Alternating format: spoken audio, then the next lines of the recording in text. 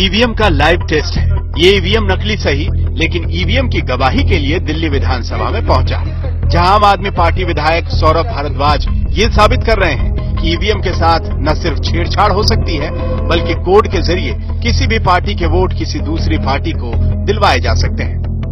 आज इस सदन के माध्यम से मैं दिखाना चाहता हूं कि इस प्रजातंत्र की नींव ऐसी मशीनों के ऊपर टिकी हुई है जिसको मेरे जैसा एक साधारण इंजीनियर भी 10-15 दिन की मेहनत के बाद जहां वोट डलवाना चाहे वहां वोट डलवा सकता है। यह हम अभी इस सदन के सामने साबित करेंगे। विधायक सौरभ भारद्वाज ने ईवीएम जैसी मशीन से विधानसभा में लाइव टेम्परिंग का लाइव डेमो दिखाया। सौरभ भारद्वाज ने ईवीएम के जरिए वोटिंग करनी शुरू कर दी। सौरभ भारद्वाज ने इस लाइव डेमो में आम आदमी पार्टी, बीएसपी, बीजेपी, कांग्रेस और समाजवादी पार्टी को रखा। भारद्वाज ने इन पांचों पार्टियों को डेमो के दौरान वोट दिए। डेमो के दौरान आम आदमी पार्टी को सौरभ ने 10 वोट दिए। बीएसपी के सामने उन्होंने 2 बार बटन दबाया। बीजेपी के सामने बटन उन्होंने 3 बार दबाया। समाजवादी पार्टी और कांग्रेस को भी उन्होंने 2-2 वोट दिए। इस तरह ईवीएम नुमा मशीन में कुल 19 वोट डाले गए।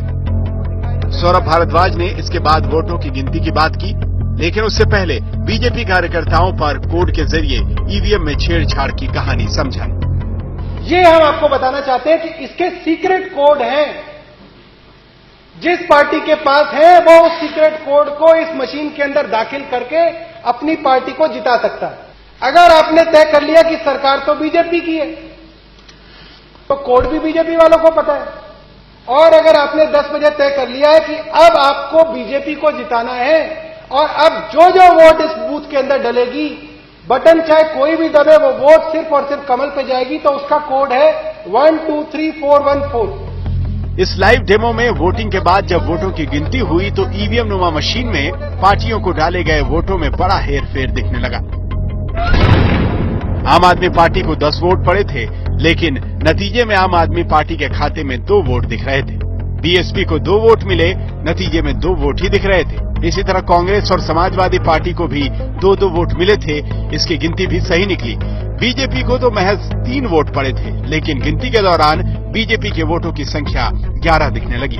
सौरभ भारद्वाज के मुताबिक आम आदमी पार्टी को मिले 8 वोट टेम्परिंग के जरिए बीजेपी के खाते में चले गए।